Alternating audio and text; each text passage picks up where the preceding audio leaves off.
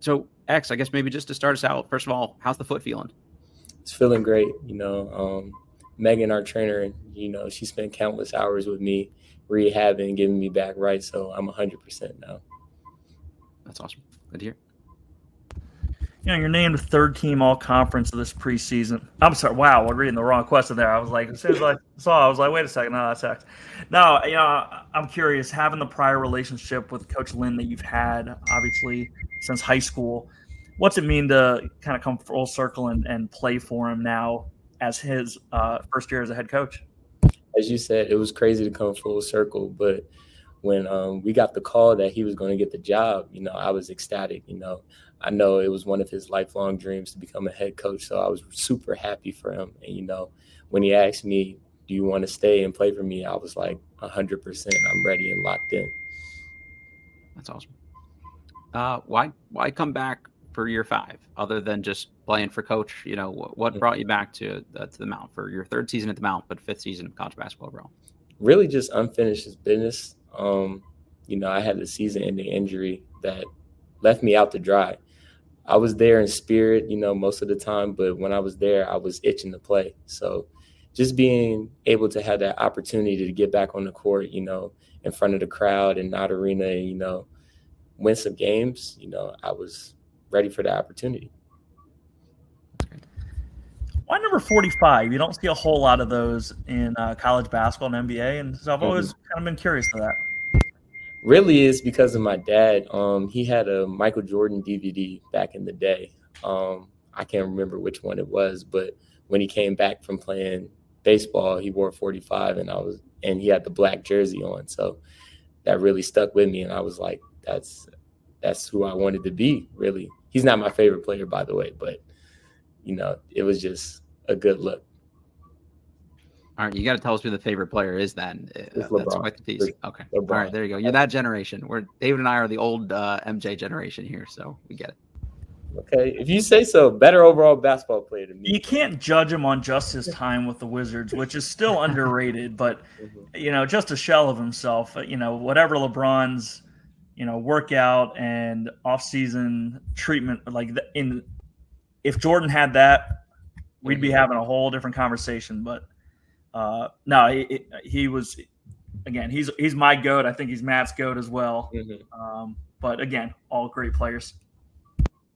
Just if you don't mind me hopping in here for one more, you mentioned black jerseys there. The Mount is rocking some sick black jerseys this year. Those things look really cool. How do you guys, as the players, feel about wearing them?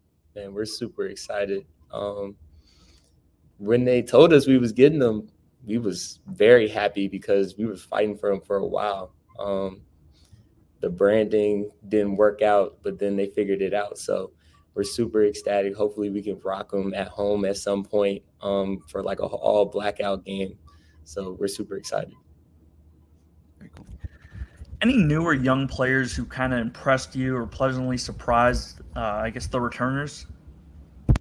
Really all of them. They've got up to speed very fast. We're working countless every day, like working really hard. But if I had to pick out one, I would really say Melo. Actually funny, he's my roommate, but when I first met him, I was like, dang, are you like a junior or senior? He was like, no, I'm a sophomore. I was like, dang, that's crazy. But he's really stood out to me, his shot making ability, and just finding him when he's open and just letting him fly and knocking him down. We talked to Coach Lind about the DMV sort of makeup of the team here and how you guys are just around the corner, and it's close enough for people to see you play. You are a DMV native and local here. So can you give the sales pitch maybe to other local players here about coming up to the Mount from the DMV? If you're looking for a great place to play D1 basketball, the Mount is a great opportunity for you. The MAC is a great conference, day in and day out. It's great competition. And, you shine in there, you can shine anywhere else. So you get the opportunity to play in an NCAA tournament, make a name for yourself, make a name for the university. So just a great opportunity. Great answer. I'm curious. You mentioned Melo's your roommate. So he was at Fork Union the year before I got there. Now, does he make his bed every morning? I know we were very big on that. I'm not sure. But I can tell you he's very clean. It's nice quality in a roommate. I'm sure that's absolutely. I love it. You play with the long sleeve shirt on some of the time when you play, or at least sleeves more often than not. I'm always just curious about that because I was always a guy that went with the long sleeve as well. But what made you do that? It's a every game occurrence for me. But when I was little, my mom thought it was cold in every gym that I went to because basketball season during the winter. So at first she had me wearing like long johns with the wool, but that's not really conducive to basketball, and I was soaked out there. So my dad took me to like Sports Authority, one of those stores, and got me some nice dry fit material, and I just been rocking it since I was young. I like it. Make it your own. I know you played at St. Stephen, St. Agnes in high school. Man, talk about that experience, kind of, the coaching staff, the other players, and just how good that league was, and even your non-league games. Mm-hmm. In the DMV, you really have a rough outing every night. You could be playing a WCAC team one day, a MAC team another day, or my senior year, we actually played some out-of-state teams. So really day in and day out is great competition. My last 2 years, we ran the IAC, and I'm very proud of that. But Coach Jones did a very good job. He's at DeMatha now of instilling hard work, like energy and effort every day. We pressed every game, the whole game, and just working hard and getting W's. You're the OG on this team, not to call you an old guy, but you're probably the longest tenured person at this point, or one of them. What do you tell the new guys coming in? How do you help them sort of make that transition into the program? And at least Coach Lynn going back a little bit further here. So how do you help them kind of get adjusted to him and what he's looking for? Yeah, it's just constant encouragement. When I was a freshman, when I didn't know something, somebody picked me up. So it's just encouraging them and making sure that you're good at basketball. Like, you don't make it this far without being good. So it's just trusting in their abilities. I might have to give them a kick in the butt every once in a while, but just know it all comes from love, and we're here for the same goal, which is to win a championship for the Mount. Great answer again. Obviously Mount's a great academic institution, and I mean, you're quite a talented basketball player. What are your goals for, after this season, and then whenever the ball does stop bouncing? Mm-hmm. So the Mount is a great institution. I graduated with 2 degrees, one in cybersecurity and the other one in accounting, and I'm currently in the MBA program. But after basketball, I do want to become a coach, following Coach Lynn's footsteps.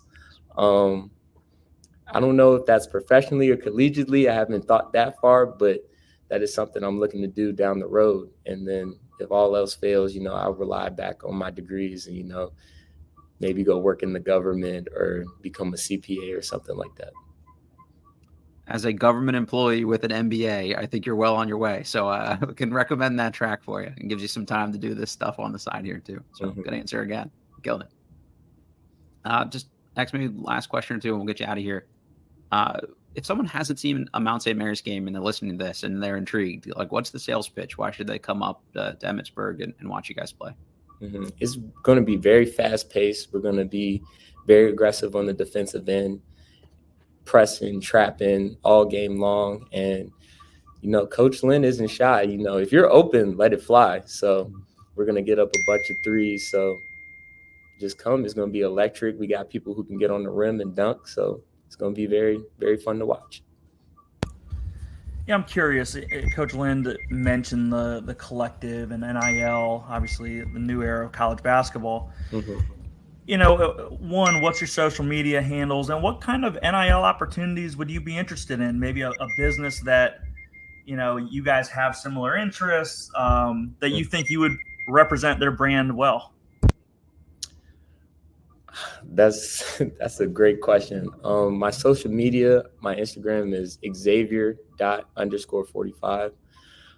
For NIL opportunities, really anything. Up to this point, I've been playing for free, and I love the game. So anything that any company wants to reach out and, we can collaborate or do something together, I'm all for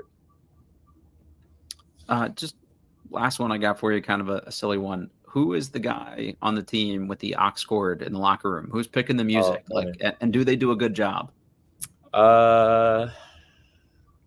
Everybody has different music tastes. So I can just throw out some artists that we listen to frequently.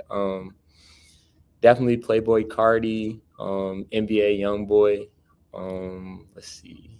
My personal favorite is Drake, but nobody lets me get on the aux. They say it's too soft.